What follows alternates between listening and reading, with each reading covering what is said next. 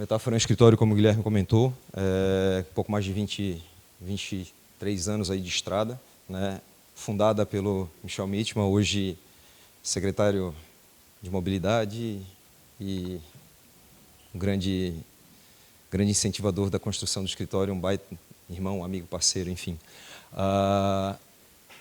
Esse é o nosso grupo, a gente tem se exercitado a registrar os momentos da empresa sempre. Hoje esse é o movimento Metáfora 2022-2023. São esses os profissionais que são sócios e associados da empresa.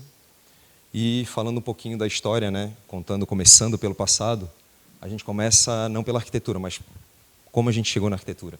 E muito vinculado e atrelado ao nosso espaço físico. Essa foi a nossa primeira sede, era uma casa alugada, aqui próximo a Mauro Ramos, onde, além de trabalhar, o Michel, na época, o sócio fundador, morava na casa. Então, quer dizer, era aquela confusão de casa, escritório, amigos.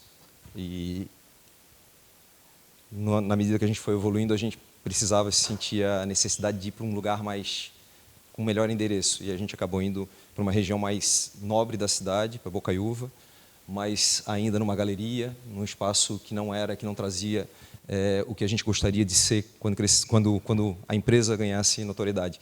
E aí começou a chamar muita atenção da gente a questão do espaço físico, de onde a gente está, de como a gente quer se posicionar. Toda vez que a gente mudou de espaço físico, era como se a gente estivesse indo para um lugar que não parecia que não fazia sentido, era mais do que a gente entregava, né, do que a gente achava que a gente entregava. E a gente estava sempre, toda vez que a gente mudava de espaço físico, a gente crescia em algum ponto. Crescia como profissional, crescia no relacionamento, crescia como empresa.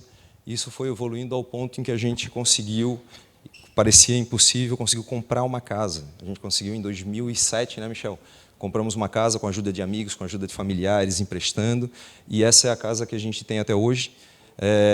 Casualmente, ou felicidade nossa, a gente está dando mais um salto de crescimento agora.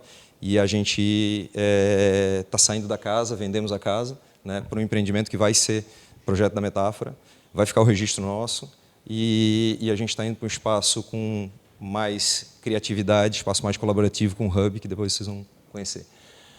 Mas a gente costuma brincar que toda empresa, para ser bem-sucedida, a gente tem que quebrar alguma vez. Então, nós somos donos de uma lan house, onde a gente quebrou, não porque a lan house não tinha viabilidade econômica ou por falta de gestão nossa, mas porque as lan houses não existem mais hoje. Mas foi uma bela de uma experiência como crescimento mesmo de empresa, porque nós desenvolvemos marca, design gráfico, desenvolvemos o projeto de interiores do espaço físico, equipamentos, sinalização, gestão da empresa, montamos a empresa, comercializamos durante um bom tempo. Então, todo esse processo de construção de uma empresa num espaço muito curto, ao longo de 20, 22, 23 anos, a gente vai amadurecendo. Mas fazer isso num período muito curto é um baita de um desafio. Então, isso foi fantástico. A gente conseguiu construir, montar uma ideia em um espaço muito curto de 2, 3 meses. Operamos durante 2 ou 3 anos. E, enquanto as lan houses sobreviveram, ela sobreviveu também. E a gente tem um registro carinhoso, é uma marca histórica da empresa da gente, como construção de personalidade do DNA da Metáfora, mas também como crescimento pessoal. Mas o que alimentava a empresa antes de nós nos consolidarmos ou começarmos a aparecer como escritório de arquitetura era a Neo Imagem, que era uma empresa que a gente, desde o início, o Michel começou também desenvolvendo isso, né, ele fazia maquete eletrônica ainda na época da faculdade, antes da empresa se consolidar. A gente trouxe essa questão da história muito legal, porque a gente trouxe muito do DNA da academia. A gente era bolsista de iniciação científica, a gente tem muito essa pegada de criar um método, de tentar ensinar. Quando a gente está montando uma apresentação, eu brinco que eu tenho que fazer uma apresentação que a minha mãe compreenda. E isso a gente traz muito da academia, da metodologia. E, da mesma forma, nos períodos livres que a gente tinha, ensaiava a tecnologia, buscava as melhores soluções, as máquinas que estavam, ou as tecnologias novas que estavam aparecendo em 1995 a 1998, 2000. E uma delas era realmente a questão de maquete eletrônica, desenvolvimento de maquete eletrônica para empreendimentos.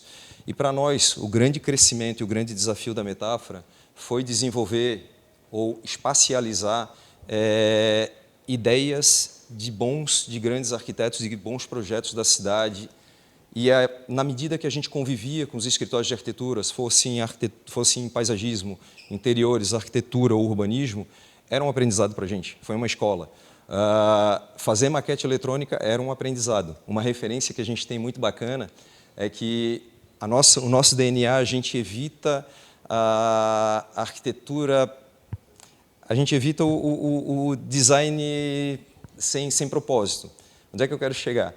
Toda vez que a gente modelava para um empreendimento uma viga curva, uma sacada toda cheia de detalhes, com adornos, o trabalho que dava para modelar, a gente sabia que era o mesmo trabalho que daria para executar.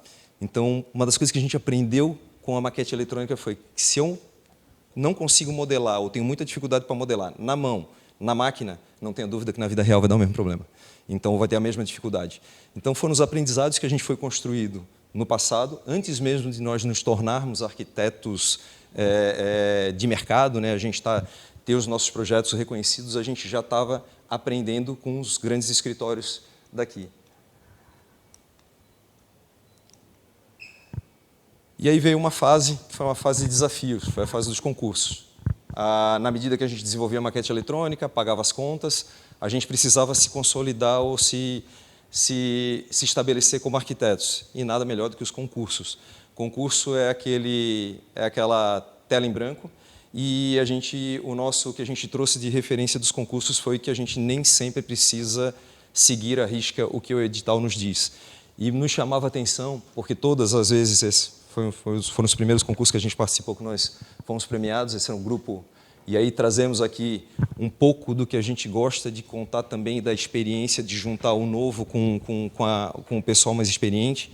Aqui a gente participou dos concursos com o Henrique Brenner, arquiteto uruguaio, premiado na década de 70, 80, foi vencedor do concurso da rodoviária de Florianópolis e do prédio da Celesc, né, Michel? Celesc ou Telesc?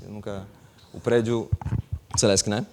Então, junto com o professor Carlevaro também, e trazer essa experiência do pessoal mais vivido, que já tinha cancha, com a turma jovem, com fôlego, com gás, com dinâmica, eu acho que acabou reforçando, trazendo um pouco isso para dentro do escritório, e hoje a gente tem muito isso, a gente valoriza, gosta de trabalhar, de interagir com jovens arquitetos e escritórios hoje, mas muito trazendo desse DNA. E quando eu falo de questionar edital, esse foi um dos concurso do Complexo de Esportes da Unicinos de São Leopoldo. Nós fomos premiados, ficamos com o segundo lugar, era um projeto em 2 etapas. A primeira etapa a gente saiu vencedor, na segunda etapa nós acabamos, uma falha nossa, a gente acabou realmente não sendo vitorioso. Mas um dos desafios nossos e o grande aprendizado, naquela época a gente trabalhou com todo o sistema de estrutura com madeira laminada colada, que hoje é a madeira engenheirada, que está ganhando espaço no mercado. Na época a gente tinha um único fornecedor praticamente no Brasil, que era a Batistella, mas nós compramos a ideia, desafiamos, trouxemos a ideia de um prédio que fosse montável, desmontável e sustentável, e trouxe, além da experiência para a gente, na verdade, a gente trouxe esse segundo prêmio, além de toda a configuração do espaço em si do complexo. E aí a gente voltou, um ano depois, para participar do concurso do Centro Administrativo e Shopping da Unicinos em São Leopoldo, onde nós fomos vitoriosos, primeiro prêmio, concurso nacional de arquitetura, e novamente a gente questionou o que estava sendo pedido. E ali a gente percebeu uma coisa: quem constrói o edital normalmente é o cliente, quem julga normalmente é uma comissão de arquitetos ou de arquitetos engenheiros ou de um grupo que não necessariamente é o que construiu o edital. E a gente passou a perceber que, espera aí, quem que está me pedindo e para quem que eu estou fazendo, né? E nesse momento a gente entendeu, espera aí, qual é o melhor projeto de arquitetura para a Unicinos? Não era o que era pedido por eles. Eles tinham uma estrutura pré-existente, que era um grande anel, que tinha cerca de, acho que 200 metros de diâmetro, então, e onde se solicitava que a administração ficasse em todo um pavimento e o shopping center o centro comercial, né, em todo o outro pavimento. E a gente percebeu que se uma pessoa quisesse comprar um café e depois tivesse que comer um hambúrguer do outro lado do conjunto, provavelmente ele desistiria ou chegaria lá já com sede de novo, enfim. Então, a nossa lógica foi cerrar o prédio, criar uma grande praça de integração, onde a administração ficava mais voltada à estrutura física da universidade, que é a nossa esquerda aqui no desenho, e a direita, que estava mais vinculada à biblioteca, a um bonito lago que existe lá na região, e ao grande pátio de estacionamentos que, bem ou mal, é o acesso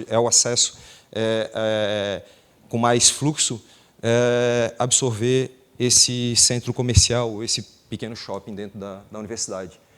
E aí a gente acabou desenvolvendo uma série de escalas, usamos muito a tecnologia o nosso aprendizado de simulação e de computação gráfica para desenvolver esses projetos. Então, a gente aprendia muito também fazendo isso, com modelagem, como criar estruturas racionais, como trabalhar com montagem e desmontagem. Isso foi dando uma dinâmica bacana para a gente.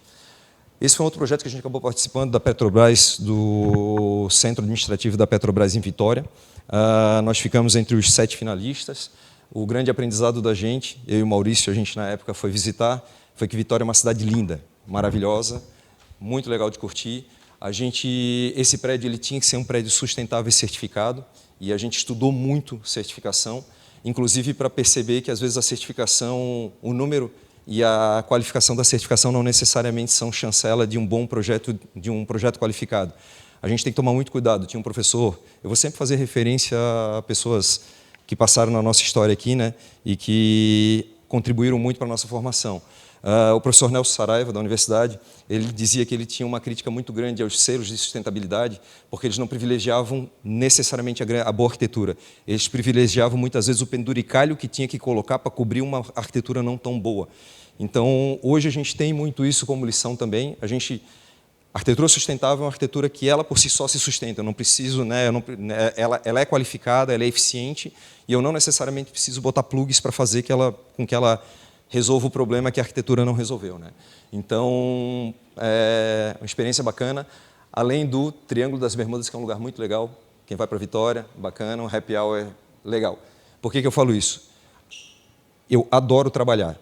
Eu descobri que eu amo trabalhar. Se eu não fizer o meu trabalho ser divertido, não vai ser legal. Então, eu tenho que me divertir fazendo o meu trabalho.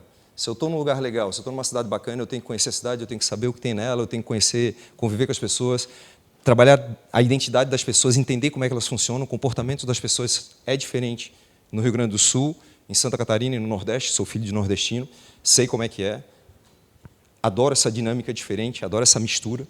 Então, viajar é muito legal por essa experiência, principalmente se a gente se coloca no lugar ou se entende a dinâmica do lugar onde a gente está visitando. Um outro desafio bastante bacana é território, né? É um terreno com uma declividade, super acidentado, então a gente entender o terreno, administrar o terreno, saber compor e interagir com ele é fundamental, além dos outros aspectos bioclimáticos, por causa disso. Esse foi um outro concurso que a gente participou aqui em Florianópolis, era a sede da Fátima, para quem conhece aqui, indo a SC 401, o Parque Celta, e na época o plano diretor estava em discussão. Eles estavam para mudar o plano diretor, estava iniciando a discussão, e quando veio o briefing e o programa de necessidades, a exigência era que a gente tivesse um número X de vagas que atendesse a necessidade do empreendimento, que é a sede da Fátima, que hoje é o IMA, né, que é o Instituto do Meio Ambiente, mas que pedia muita vaga, pedia um monte de vaga para o empreendimento. E a gente, na época, a vaga ela só se viabilizava em subsolo. E quando nós fomos analisar o terreno extremamente acidentado, não sei se tem a imagem para frente, não tem o corte, mas um terreno extremamente acidentado, mais acidentado do que aquele da Petrobras, e a gente fez um levantamento de subsolo e seriam 4.000 metros cúbicos de rocha para serem retiradas. A conta que nós fizemos foi que esses 4.000 metros cúbicos, além do impacto ambiental que geraria, o custo de retirada delas seria equivalente ao custo do prédio, que já estava no edital. Então, qual foi a nossa lógica? Não vamos fazer subsolo, vamos trabalhar com o nosso projeto com as vagas, atendendo às vagas mínimas necessárias, mas trabalhando com elas, deixa eu ver se eu consigo, isso, trabalhando com elas num patamar intermediário, onde nós criaríamos uma praça, porque pela topografia do terreno acidentada, a gente criaria uma praça plana de convívio, onde as pessoas poderiam usufruir, então tinha um acesso mais institucional, as operações acontecendo, a garagem mimetizada na paisagem, criando um platô para uma praça suspensa que dava vista para o pôr do sol da cidade. E a certeza que a gente tinha é que se a gente não ganhasse o concurso, ninguém ganhava. Nós ficamos entre os 7 finalistas, fomos excluídos. O motivo da nossa retirada foi que a gente não cumpriu, não atendeu a legislação, que estava em revisão. Então, nós fomos excluídos do processo com uma ideia que era um pouco diferente por conta disso. Que a gente falou, até hoje o prédio não saiu, porque se eles forem tirar as pedras, não dá o dinheiro que tinha disponível para o projeto. Então, esse tipo de desafio, de provocação, a gente busca sempre. O que está posto como demanda, não necessariamente é aquilo que a gente tem que ter como verdade.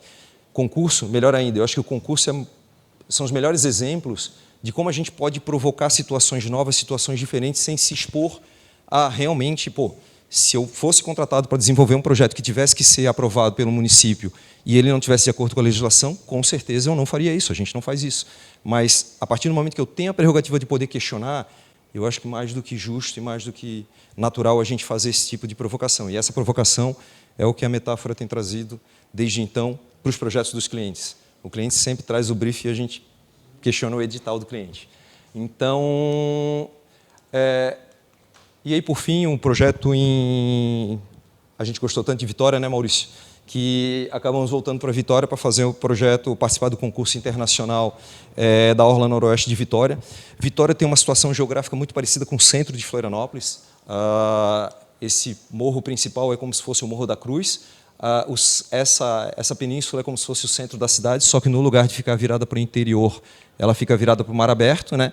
E essa mais de interior é como se fosse a nossa região da Universidade, da Trindade. É uma característica geológica bastante peculiar, a dinâmica de mobilidade também muito parecida, com seus problemas também, e foi bastante desafiador.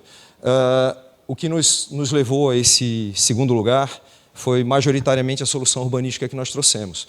A arquitetura, o primeiro colocado, foi fantástico, o trabalho deles foi impecável, foi merecedor do primeiro prêmio, porque a lógica do projeto era de que eram 10 áreas dentro da cidade que deveriam ser qualificadas.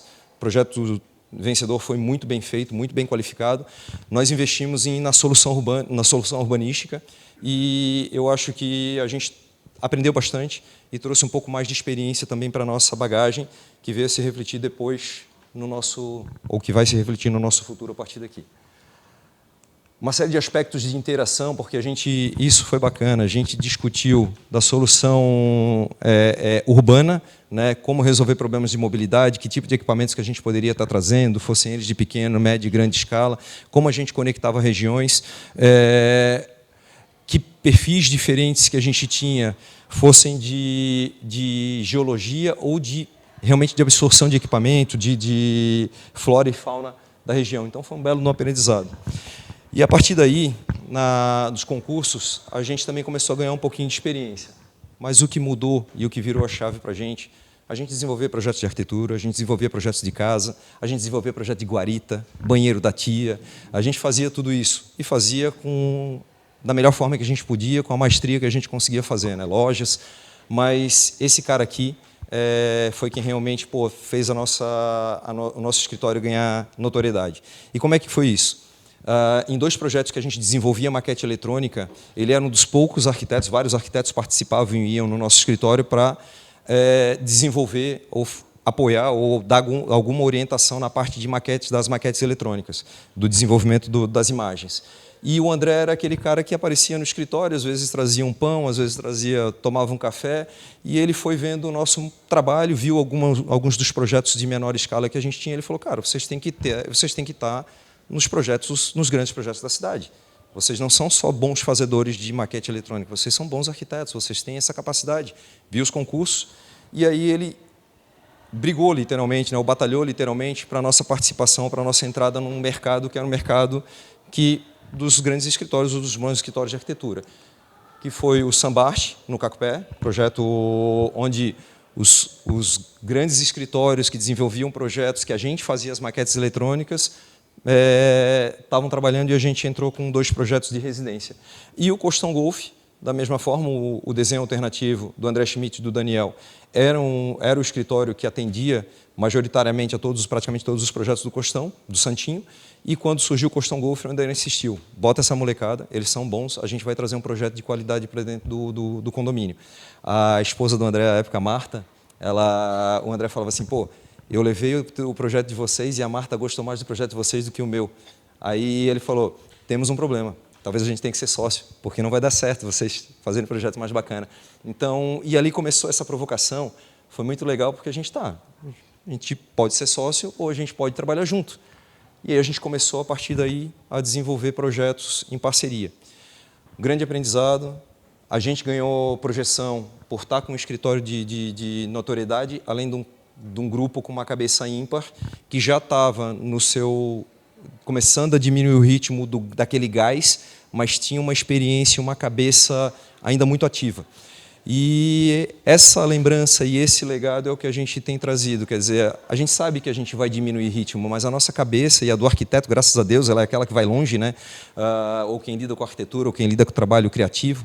Então, a nossa cabeça continua a 1000, mas o nosso físico começa a ter limitação. E aí, quando a gente traz o gás da molecada, puta, isso é uma sinergia impressionante, porque o moleque tem a experiência que diz que não faz isso, não vai por aqui, vai por acolá, e o mais experiente, ele ganha um gás novo de querer estar presente, querer fazer mais, querer fazer de novo. Então, eu acho que essa mistura é super bacana. E um exemplo, ou um desses legados, é o Jardim Botânico, que aí eu vou discordar, Guilherme, de ti, quando tu dizes que o Jardim Botânico não saiu do papel.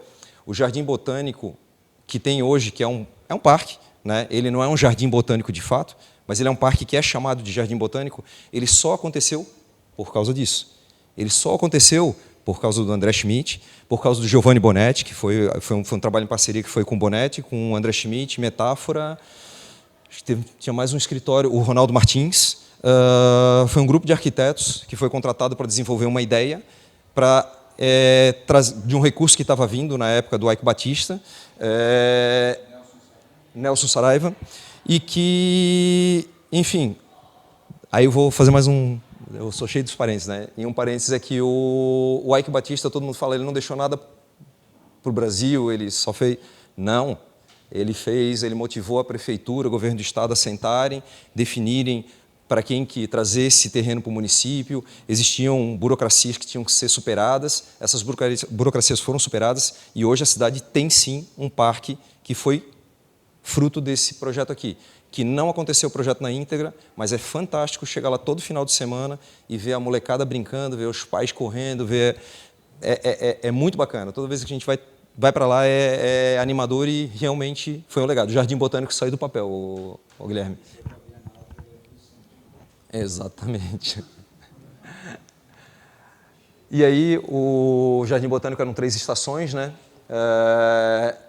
Uma provocação que a gente trouxe muito dessa época do Jardim Botânico foi a gente identificar que os biomas, os jardins botânicos tradicionais traziam um mundo para dentro de um espaço e criavam um ambiente antropizado, ou fake, né, como diz hoje. E a gente tentou valorizar os biomas. Florianópolis é uma cidade realmente muito rica em biomas, em diversidade de biomas, e a gente provocativamente, com essas 3 áreas que tinham características bem distintas, trouxe a ideia de não só 3, mas por que não 4, 5, 10, 15 biomas diferentes, que cada um deles fosse um jardim botânico ou um pedaço de um jardim botânico, onde a gente está valorizando, onde a gente valoriza aquela identidade ambiental do local. Então, essa foi uma dinâmica bacana que a gente trouxe, que a gente aprendeu. Trazer arquitetura, paisagem construída e paisagem natural integrada é fantástico. Eu acho que isso é um desafio que a gente tem todo dia, né? Nós arquitetos, os profissionais de outras áreas também. Eu acho que a gente conseguir trabalhar de forma harmônica é muito bom, na medida que a gente diz, aqui não pode, a partir do momento que aqui não pode, então aqui pode. Silvia Lenzi, mais uma das nossas experiências aí, né? Foi profissional do IPUF, uma professora fantástica. Ela dizia, quando se tem área de preservação permanente, parte do princípio que tem área de ocupação permanente. E aí eu crio uma dicotomia que ela não é legal. Na medida que eu permito que eu possa ocupar de forma sensível à área de preservação, eu permito que eu traga também o ambiente natural para dentro da arquitetura e aí eu crio uma situação um pouco mais harmônica. Outros projetos de master plan que a gente desenvolveu, e esse foi mais um que a gente trabalhou junto com o André, então, quer dizer, nós construímos ao longo do tempo uma série de projetos junto com o Desenho Alternativo, que se tornou e foi um escritório parceiro. A gente não foi sócio por uma questão de contrato social, mas realmente foi uma história, foi um legado, foi um aprendizado. Hoje eu tenho uma lembrança saudosa do André como um pai realmente para a gente, que ensinou muito além da arquitetura, né? E aí, trazendo um pouco do que se tornou a metáfora depois ao longo do tempo, onde a gente se inseriu no mercado, com esses desafios, o André apoiando o Desenho Alternativo, apoiando muito a gente, os concursos, a gente provocando e sendo provocado. Nessa linha também, a partir de 2012, nós nos associamos à ASBE, Associação de Escritórios de Arquitetura, e desde então eu sou o carrapato de plano diretor, eu estou participando de todas as discussões. Gosto de ler, não gosto de ser advogado, mas eu gosto de ler plano diretor e achar os defeitos e as virtudes de cada uma daqueles artigos, parágrafos, que tem muita coisa bacana dentro. E aí a gente começou a trabalhar em cima de projetos de maior escala, mas numa linha que foi um híbrido de uma entrada no mercado que a gente foi conquistando com os projetos de arquitetura e com essa provocação dos concursos, das concorrências. Nós participamos de 7 concorrências a partir de 2008, de 2 construtoras, que na época a dinâmica deles era trabalhar com escritórios que eram parceiros, montar uma concorrência contratando o estudo preliminar de escritórios que eram parceiros deles e sempre trazendo algum escritório novo. E a gente entrou, nós participamos de 7 concorrências, vencemos 6. Dentre elas, o Queires Beira-Mar Office, onde o que a gente trouxe de diferente, ou de provocação, como a gente costuma dizer, foi uma ligação que nós gostaríamos que ela fosse uma fruição pública de fato, e ela é, hoje, uma conexão entre a Demétrio Ribeiro, que é a via mais local, com a Mauro Ramos, que fica em frente ao Shopping Beira-Mar, e, além disso, a solução de engenharia que a gente encontrou principalmente para dar eficiência no projeto. E eu lembro que o cliente nos chamou e perguntou, eu e Maurício, e perguntou, vocês têm certeza que o projeto de vocês está correto? E a gente, mas por quê? Não, porque a gente fez o cálculo de vagas de garagem do projeto de vocês e do concorrente, vocês têm quase 30% a mais. A gente, cara, tem alguma coisa errada.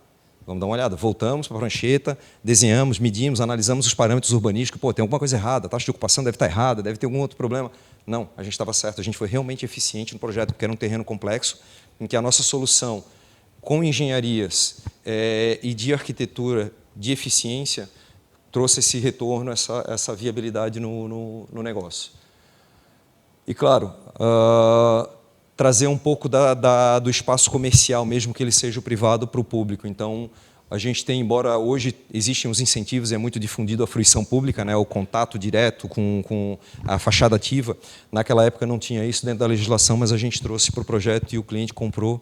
E hoje é um projeto super bem sucedido, que tem uma boa operação e ocupação ao longo do tempo aí também. O projeto da Voa, na Beira-Mar, eram 5 prédios, né, 5 blocos projetados no Master Plan. Os 3 primeiros blocos foram de concorrências anteriores e nos chamaram para a concorrência.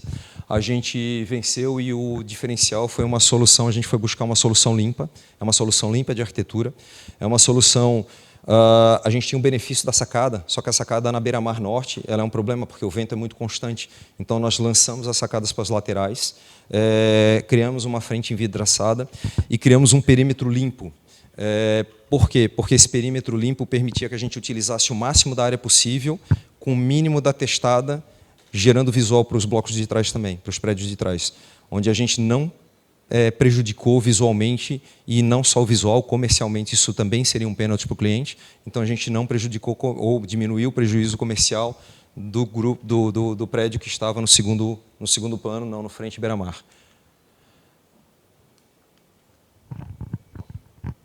É um projeto que a gente entende que ele é atemporal, né? Ele trabalha, a gente aqui trouxe a fachada ventilada para o projeto. É uma experiência super bacana, porque quando a gente analisa custo, e aí o custo, o que é o custo no curto, médio e longo prazo? Quando a manutenção é baixa, a gente consegue alongar esse investimento e esse investimento se torna barato. Esse prédio tem, acho que 7 ou 8 anos de acabado, manutenção zero. A fachada ventilada super conservada. Então, é um projeto que tem baixa manutenção, sendo que outros prédios em qualquer lugar da cidade às vezes sofrem com intempéries. Depois de 1 ano e meio já estão com cara de velhos, depois de 3 anos tem que trocar revestimento ou pintar novamente, e isso vai gerando custo e incômodo para condomínio também na operação, né? Quando a gente fala de desafio, como é que eu estou de tempo aí, Guilherme? Quando a gente fala de desafio, acho que eu já estou no caminho final. Quando a gente fala de desafio, esse é um desafio bacana também. É um projeto na esquina da Gama Dessa, com os Marcunha. Estou falando aqui para quem, imaginando que todo mundo conhece Florianópolis, né? Mas, enfim, uma esquina super nobre da cidade. E o cliente, quando trouxe a ideia para a gente, ele falou: pô, pessoal, vocês querem participar? É um projeto de menor escala. A gente está fazendo uma concorrência de qualquer forma, é a nossa praxe, é o nosso jeito de trabalhar. Na época, graças a Deus, hoje mudou, porque a gente também tem um pouco mais de solidez no mercado. Mas eles trouxeram, havia uma casa, e eles falaram: a gente quer montar a nossa loja de vendas nesse lugar. E a casa era uma boate antiga, ela tinha um subsolo, e o acesso dela era pela via lateral, que é uma via com uma topografia um pouco mais acidentada, um acesso mais difícil, de uma via secundária que não era mais nobre, que é a Gama Dessa, né? E a gente, eu acho que não entendeu o briefing, porque esse não foi nem que questionar o edital, a gente entendeu que a gente tinha que propor um projeto novo. E a gente propôs um projeto novo, completamente diferente, mas que a gente invertia a lógica de operação, onde a gente jogava as garagens para cima, acessando pela via secundária, a gente trazia o operacional da estrutura da loja para o meio, que ficava de forma mais integrada com essa via secundária, e o subsolo, nós rasgamos os subsolos e abrimos uma frente para a Gama Dessa, porque se é um estabelecimento comercial, nada mais natural do que trazer o público, o maior fluxo, o maior público para essa fachada. E eles falaram: vocês não entenderam nada, mas a gente adorou. E aí fomos vencedores novamente, então a gente foi muito feliz. Uma dinâmica bacana que a gente usou, a gente tentou trabalhar com materiais que fossem perenes, com materiais naturais. Na mesma época estava ocorrendo uma mostra de decoração no shopping, e a provocação foi no sentido de o cliente tinha muita agonia de que desperdício, de que se executa uma amostra para funcionar durante 30, 45 dias, depois se desmonta, vai tudo fora. E a gente montou um ambiente que era um showroom de vendas da VOA, praticamente 100% reciclável ou reestruturado. Então, não tenho, infelizmente, para mostrar, mas o piso que foi utilizado na amostra é o piso que está instalado aqui. A gente teve que assentar em cima de base de areia, tomar cuidado para não rachar, para não quebrar, aquela loucura toda, mas funcionou, está hoje aí, funcionou, atendeu a amostra. A gente fez um levantamento, nós fizemos um registro, aproximadamente 97% dos materiais utilizados na amostra a gente conseguiu recuperar. Madeira de caixaria que foi usada para revestimento veio da obra e voltou. O piso, esse piso que foi aproveitado. Os cantos, a gente trabalhou com seixo rolado para não ter acabamento e não ter corte. O que nós tivemos basicamente de luminária foi reaproveitada. O que basicamente nós tivemos de desperdício foi fiação, acabamento, mas praticamente todo o ambiente foi reutilizado de alguma outra forma. Aqui o que eu comentei, né? Quer dizer, esse aqui era o subsolo da casa, e aí a frente mais nobre. Aqui, nesse pavimento, uma parte, a garagem por trás, na esquina aqui, escritório, e em cima uma sala de atividades. Outro queridinho da gente é o Hotel LK Design na Beira-Mar. Esse aqui, sempre falando de provocação, sempre falando como é que a gente desafiava, como é que a gente questionava o edital. O plano diretor estava para mudar, de 2013 para 2014. Quando o plano diretor foi para a Câmara de Vereadores, no início de 2013, começou a discussão, e uma coisa na leitura nos chamou a atenção. Existia um incentivo para a hotelaria, naquela época do plano anterior, que nos dava 20%, 30% a mais de potencial no empreendimento por ser um empreendimento hoteleiro. E a gente sabia que eles tinham a intenção de fazer um projeto vinculado à hotelaria. E na mudança do plano a gente não viu o incentivo na lei. A gente, opa, tem alguma coisa errada aqui. Não, mas a lei é uma lei diferente, daí nós fomos atrás. Aí, conversando com o advogado falou: olha, quando muda a lei que está vinculada a esse projeto de lei de incentivo que está vinculado àquele outro plano morre junto com ele. A gente, opa, tem problema. Levamos isso para o cliente. O cliente, na hora, falou: não, vou analisar. Acho que um mês depois, nos chamou, pediu: desenvolvam um estudo, vamos aprovar um projeto, vamos tentar manter, pelo menos, ou ter esse incentivo e garantir esse projeto, mesmo que no plano novo, se a gente optar por um residencial, por perda de potencial ou por alguma outra coisa, mas a gente tenta garantir que esse projeto possa ser executável. A gente apresentou o projeto, quando apresentou o projeto, começou a doer o coração deles, porque eles tinham muita convicção de que seria um residencial, mas eles adoraram a ideia do hotel, um hotel que tinha seus desafios por ser um hotel de uma testada muito pequena, para beira-mar, mas um hotel com 3 testadas, beira-mar, Gama Dessa e Bocaiúva. A gente chama do Triângulo das Bermudas, né, porque acho que são as 3 ruas das mais movimentadas ou das mais conhecidas de Florianópolis. E um desafio para a gente, porque não tem fundo, né?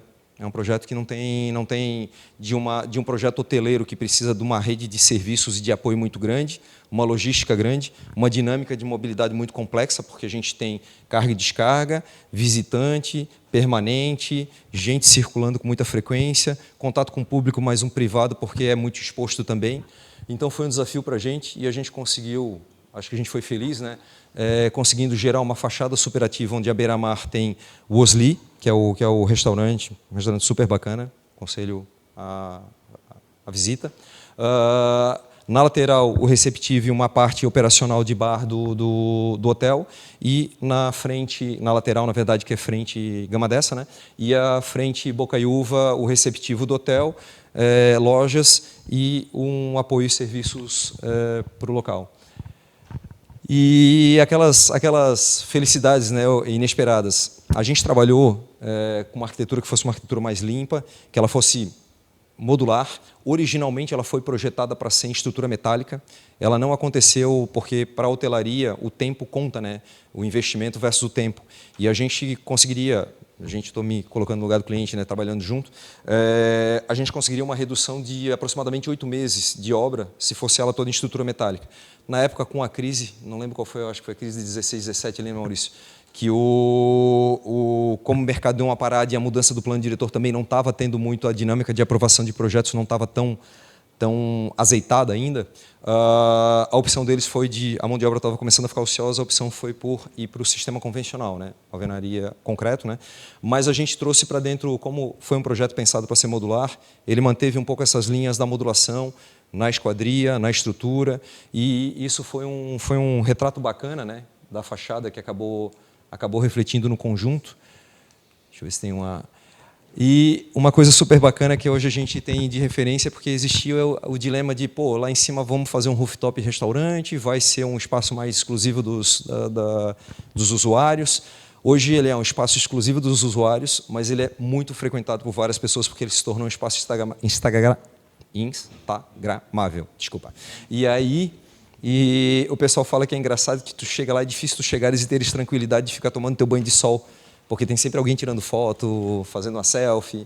Então, é bacana porque não foi originalmente pensado para ter essa função, mas eu acho que acabou, quando ele se torna instagramável, sem querer, é um sinônimo de que a gente conseguiu trazer, eu acho, uma visão legal para o projeto.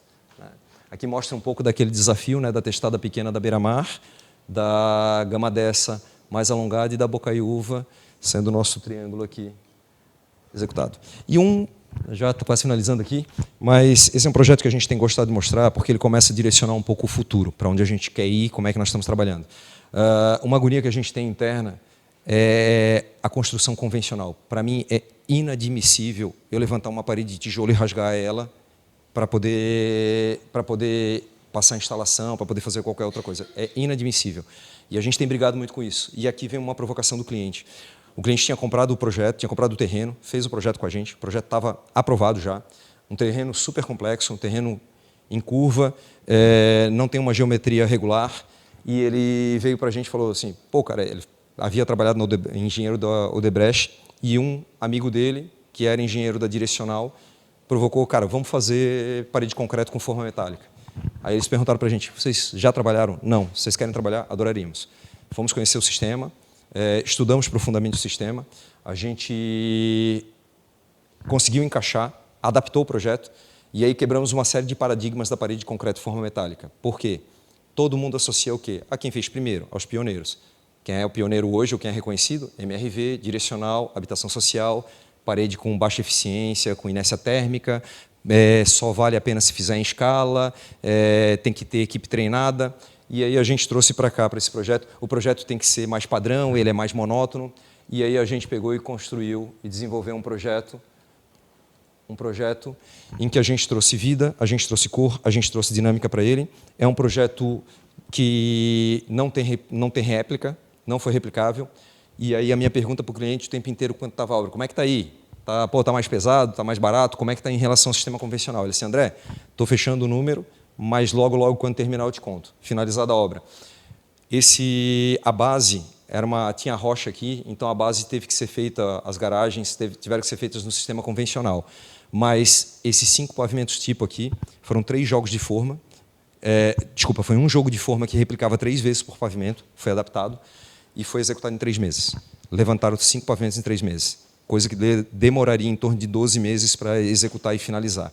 Então, só mão de obra, almoxarifado, equipe de engenharia. Hoje, um engenheiro capacitado hoje custa 10 a 15 mil CLT, bota 25, 30 mil por mês.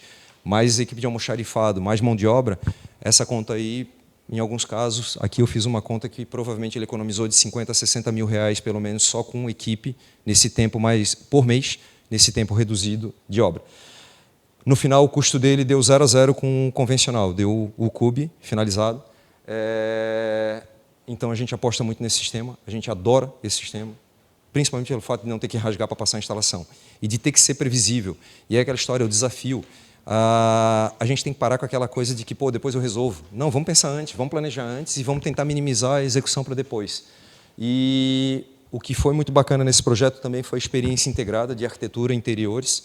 Esse projeto ele foi planejado, o conceito, a ideia, que praticamente a gente não participou da marca, mas todo o espaço, todo o design, fosse ele da fachada, os interiores, a gente trouxe para o cliente a ideia, vai ser o quê? Vai ser moradia estudantil. E aí tem um diferencial. A moradia estudantil nos permitiu fazer isso. Tá? O mercado ele tem seus vícios. Dificilmente a gente conseguiria fazer se fosse uma incorporação convencional, porque começaria aquela... Não, concreto aparente é frio, é ruim. E o cliente falou para mim, cara, vai ser 100% locação. O risco que eu corro é no futuro se eu quiser vender, mas eu vou testar. O prédio ficou pronto no meio da pandemia, final de 2021. São 2 anos 100% locado. 100% locado. São 48 apartamentos, 70 e poucos leitos. 100% locados há 2 anos. Eu pergunto para ele, cara, o estudante que é usuário vê algum problema? Curte pra caramba, cara, gosta. Cara, esse negócio do concreto é descolado, com a cor, é super bacana. Então, eu acho que a gente foi muito feliz em trazer realmente concreto, um material mais frio, mas a gente conseguiu dar um pouco de vida, a gente conseguiu trazer com design de interiores, trazer equipamentos que fossem duráveis, mas que fossem acolhedores, né? E trazer um design diferente para um prédio que tem um pouco a cara do estudante, que tem um pouco essa coisa mais descolada. Outro aprendizado da gente, toda vez que eu estou trabalhando com esse público mais jovem ou com unidades mais compactas, eu tenho que provocar um encontro, eu tenho que forçar essa turma a estar junto, eu tenho que forçar as coisas estarem acontecendo em sinergia. E o lugar mais utilizado deles é o rooftop, que tem uma academia, com uma lavanderia coletiva e um espaço um office e um espaço de encontro onde eles fazem as festas deles. E existe toda uma dinâmica já, eles têm o grupo, eles têm as festas, eles têm os eventos que eles fazem. O Unipoint virou uma comunidade.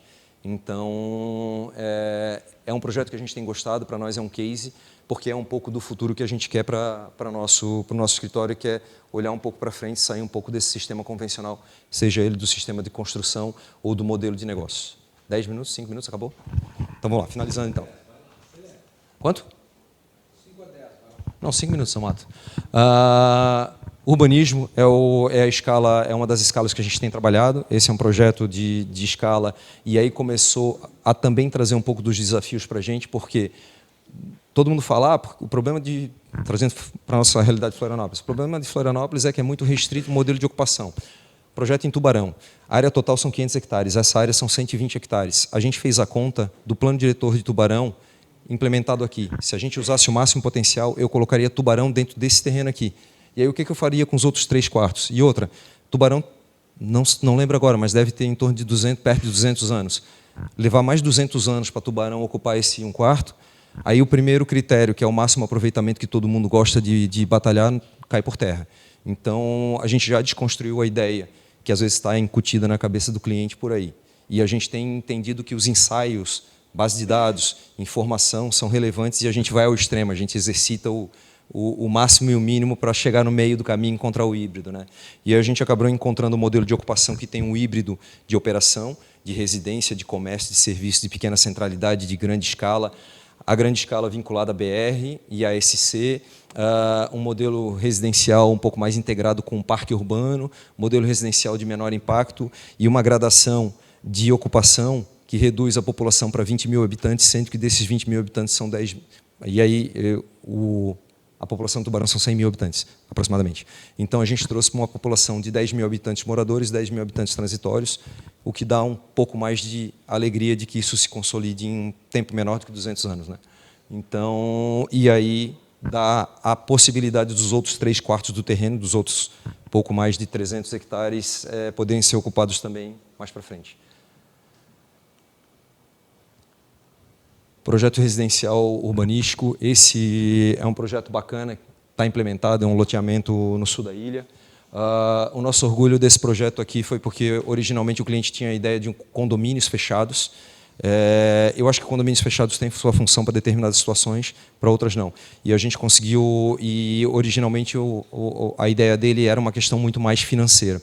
A gente conseguiu, de 277 lotes que ele tinha, 334 lotes, com qualidade. A prefeitura tinha uma via projetada de 40 metros, que a gente dizia que era a extensão do aeroporto, porque ela é mais ou menos no alinhamento do aeroporto de Florianópolis, mas que a gente conseguiu trabalhar com o Instituto de Planejamento, a possibilidade de trazer área verde para esse centro, valorizar a área verde. E aí, quando a gente fala de projetos urbanos, no passado, ou urbanísticos, no passado, abrir uma rua era sucesso de venda.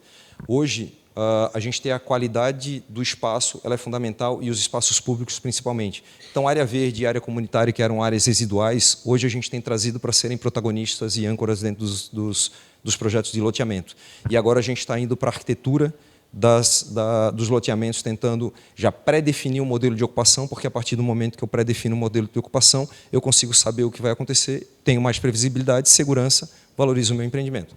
Pedra Branca hoje é um belo de um case de consolidação. Pedra Branca, a gente fala muito, a Pedra Branca não é um case de sucesso urbanístico, ele é um puta de um case de criação de destino. Ele é um bom projeto urbanístico e um puta de um case, perdão da palavra, depois vocês cortam, né? Aí, de criação de destino. Por quê? Porque realmente eles planejaram a arquitetura, planejaram a ocupação e eles estão adaptando, e isso tem sido absurdamente bem sucedido. E aí, finalizando, a gente hoje, nessa linha de fazer, idealizar, pensar, base de dados e estudar, a gente hoje criou essa empresa que é o IURB. O IURB é uma integração do urbanismo nosso, mas fundamentada em base de dados e estudos urbanos. Então, hoje, a essência do nosso projeto urbanístico está parametrizada por um diagnóstico de base de dados super sólido, super consistente. E aí o pessoal fala, tá, mas isso não é urbanismo, isso não é projeto urbanístico? Não. A gente consegue desenvolver um projeto, a gente consegue fazer um trabalho no IURB sem traçar uma linha. Porque a gente vai fazer todo o levantamento, toda a base de dados, todo o diagnóstico, vocação, estudo de viabilidade, viabilidade econômica, viabilidade financeira, viabilidade de negócio, vocação ou tendências de criação, de construção, análise econômica de destino e de tempo, e aí, no final, não necessariamente precisa ser uma metáfora, a gente adoraria que fosse, mas é um trabalho que pode ser desenvolvido, mas a gente já sai com um programa de necessidades espacializado, onde o arquiteto urbanista vai poder fazer muito bem o seu trabalho, mas o projeto vai ficar de pé. A gente tem visto muito projeto urbanístico que se vende como Smart City, como bairro planejado, como bairro sustentável, e no fim das contas é um loteamento cheio de lote com poste e que tem um sensorzinho de presença no poste lá dentro. Então, a gente tem tomado muito cuidado com isso. E aí, a gente traz essa série de estudos, né, como comentei, de vocação, de tendência, análise de cenários. Quando a gente simula o modelo de ocupação, a gente avalia o quanto isso vai gerar de produção, de potencial de população. E aí, às vezes, a gente identifica que a população ela pode ser exagerada para o tempo, ou ela não pode estar adequada a essa necessidade. Como é que eu adequo essa densidade e os usos com o meu sistema de fluxo, seja ele viário, cicloviário, peatonal ou aquaviário? A dinâmica de crescimento de ocupação para parametrizar as fases. Fase de implantação de empreendimento de grande escala ela é determinante. Ela pode ser sucesso ou fracasso de qualquer empreendimento. Então, a gente tem trabalhado junto com o cliente a fase de implantação. E hoje a gente simula rapidamente base de dados para avaliar se esse empreendimento ele tem algum desafio. A gente não trabalha com problemas, a gente trabalha com desafios. Se ele tem algum desafio pela frente, se é um desafio econômico, se é um desafio de trazer público, se é um desafio de criação de destino, de consolidação de espaço. E aí a gente trabalha com esses cenários. O nosso foco é criar base de dados e dar a resposta mais rápida de número para o cliente, para que ele possa fazer a análise mais rápida antes de ter esse problema com o projeto aprovado e com a obra. Existe um estudo de um dos nossos sócios, ele levanta aí, ele sempre traz isso, que depois de um projeto bonito, bem apresentado, em 70% das vezes o projeto muda muito pouco do início até o final, mesmo que ele tenha problemas estruturais de conceito ou de operação. Porque o cliente se apaixona, e eu acho que o encantamento ele é necessário, ele é fundamental, mas ele se apaixona por um projeto que ele é fantástico do ponto de vista de arquitetura e de urbanismo, mas ele é insustentável do ponto de vista econômico e social muitas vezes. E aí, quando isso acontece, fatalmente vai ter algum tipo de ruído e algum tipo de desafio. A gente tenta minimizar, dentro dos nossos estudos, a gente tenta minimizar essa variável que transcende o arquitetura e o urbanismo, né? Um exemplo bem bacana que a gente fez, Sapiens Park. A gente usou o Sapiens Park, que é um case existente. Na época, nos contrataram para fazer essa análise. A Softplan nos contratou. E nós fizemos o estudo e identificamos que o Sapiens, hoje, ele tem originalmente, né, ele é um projeto de 30 anos atrás, um projeto com viés dos campos de tecnologia do passado, onde existe uma dissociação, tudo é muito distante, os espaços são muito longínquos, o sistema viário muito denso, muito intenso, e a gente viu que a densidade do Sapiens Park ela é super baixa, e que se a gente for reverter essa densidade, esse modelo de ocupação, ela não se sustenta pela... Um exemplo, a densidade do Sapiens hoje seria de aproximadamente 15 habitantes por hectare, depois de pronto. Então, é baixíssimo. Por quê? Porque de 4 milhões de metros quadrados, nós temos 2 milhões de áreas de preservação espalhados e um sistema viário super violento. Então, a gente começou a fazer uma análise, trouxe essa informação para o cliente, alertou, e isso balizou uma discussão junto ao plano diretor para que se permitisse que o Sapiens pudesse fazer algum tipo de adaptação dentro do seu modelo de negócio para poder concentrar, não que essa densidade global seja um problema, o problema é a densidade líquida. Então, a partir do momento que concentra, que permite que as operações possam ser geridas de forma diferente, cria uma dinâmica nova. Finalizando já, e aí a gente traz isso através de números, simulamos, nós fizemos mais de 3.000 simulações em uma tarde, porque o nosso software, ele pega, a gente parametrizou o plano diretor de Florianópolis e simulou ele nas diversos zoneamentos possíveis. Como a gente tem ali, eu acho que são aproximadamente 200 lotes, a gente fez uma série de simulações e de combinações para avaliar potencial e densidade. E aí, criamos um resumo. Um resumo bem bacana que gerou foi que se eu pegar o Sapiens Park hoje e concentrar ele como um modelo de negócio 100% comercial, porque ele não podia ter habitação, na mudança do plano agora permitiu, com condições específicas, eu teria com o Sapiens implementado cerca de a possibilidade de chegar a 120, 100.000 trabalhadores. Aí é o mesmo problema de Tubarão. 120.000 trabalhadores é um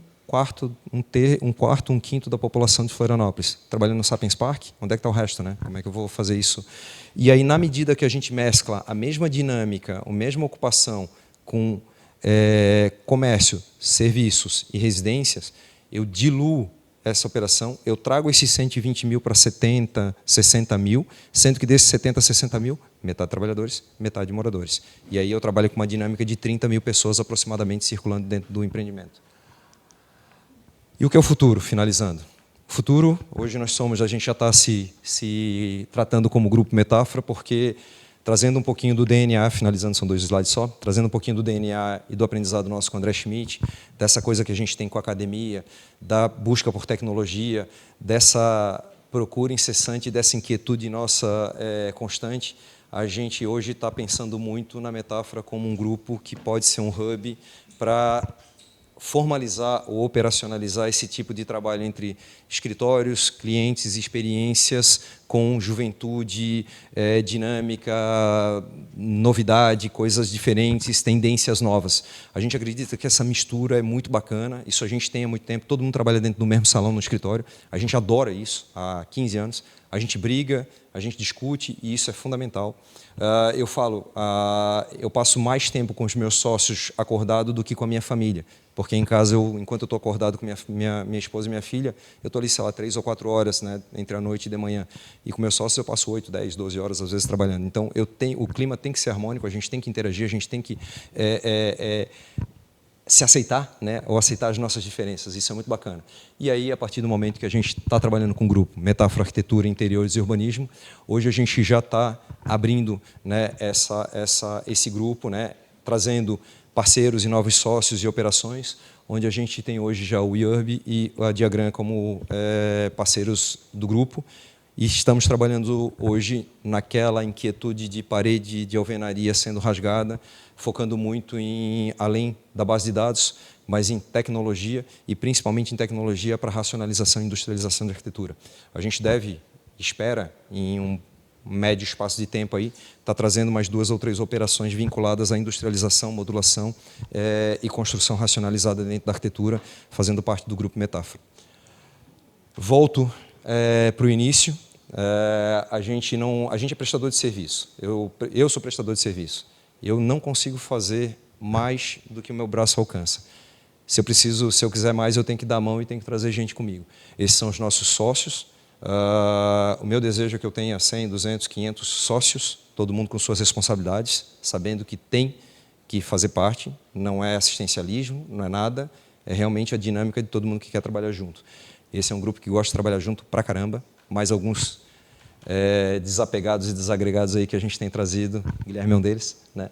O Rodrigo também, e a gente é muito feliz com esse grupo que a gente tem, espero que no ano que vem a gente tenha uma foto um pouquinho maior. Perdão. Quando eu falei de espaço físico, esse espaço físico foi um projeto da ACAT Downtown, um braço de tecnologia da ACAT no centro de Florianópolis, projeto de interiores da Isabel e da Luana e da Aline, nossas sócias de interiores, e que foi uma casualidade, mas surgiu a oportunidade e a gente está levando o nosso escritório para esse espaço. A gente está super feliz, é um espaço que tem uma dinâmica, uma energia, uma alegria, uma intensidade bacana, com tecnologia, com inovação, com gente jovem, com discussão, e a gente está se provocando, né?